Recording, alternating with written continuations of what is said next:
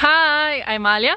So today I'm in Tivoli, so spending some time in the park, and I thought that it would be fun that we learn how to use, or when to use actually, h and k.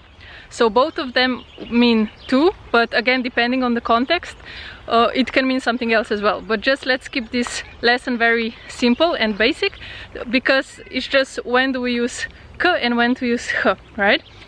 And I think this is gonna make you very happy that if the first letter of the following word is k or g, we use h. All the other letters of the alphabet have k in front. So I have my notebook here and we will go through some examples, right? So we put this knowledge in use, let's put it like that. So, grem k prijateljici, I'm going to a friend. So grem k prijateljici, the first letter is p. And we said, unless it's k or g, we use k in front, right? So, grem k prijateljici, I'm going to a friend. Alright, next example. Ona gre k kuharju. So, h, kuharju, to the cook. As we said, k is the first letter, right? So, k kuharju. Alright, and then, danes moram iti k zobozdravniku. Today I have to go to the dentist. Oh, I see a squirrel. Okay. Sorry. K zobozdravniku. So, k zobozdravniku. Right? The first letter Z.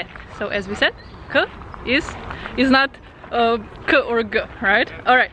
And then, jutri bom šla k Juretu. It means tomorrow I will go to Jure. So, k Juretu. First letter J. Juretu. All right. And then, just so that we don't use going verb, right, all the time, let's say, okay, let's just wait for the people to pass. Alright, then let's say, soseda se je obrnila k sosedu. It means the neighbor who's a female turned towards the neighbor who's a male. So sosed, soseda. So k sosedu. Alright, and jaz se bom usedla k Katji.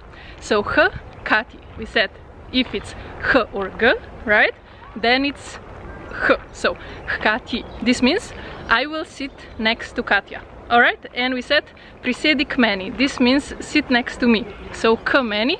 The first letter of the following word is M, so k meni, right? Alright, awesome. And these are all my examples that I wrote in my notebook. And yeah, that's it. So a quick recap. If it's h, then it's k, or if it's k or g in the following word, so the first letter of the following word, it's h, right? Otherwise it's k. And let's just say two words that it's hopefully going to make it easier to remember for you. So k, kuhar, so a cook, and g, gospod. Alright, so if you hear gospod, Mr. or Sir, or k, kuhar, a cook, then you know that it's h. Alright. So yeah, that was just a quick lesson. I hope that you enjoyed walking around Tivoli with me, and let me just put this away, and yeah, I will see you in my next video. Ciao, ciao! Oh yeah, and I forgot to mention that this h or k, it's the third case. Okay, so komu ali čemu, to who or to what. Komu ali čemu dam darilo, to who or to what do I give a gift, right? So we can say, if we have prijateljica, so a female friend, k prijateljici, right? Prijateljici, so this e at the end for female nouns, and kuhar we said, right? Kuharju. Okay, so the u. So always with the third case. Alright, that's all I wanted to say. Hi again from the beautiful Tivoli Park. And yeah, until next time. Ciao. Now really ciao. Yeah, okay, ciao.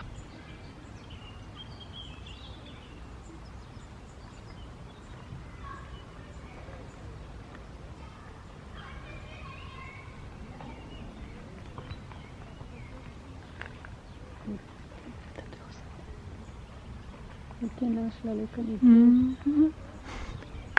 Kako cute.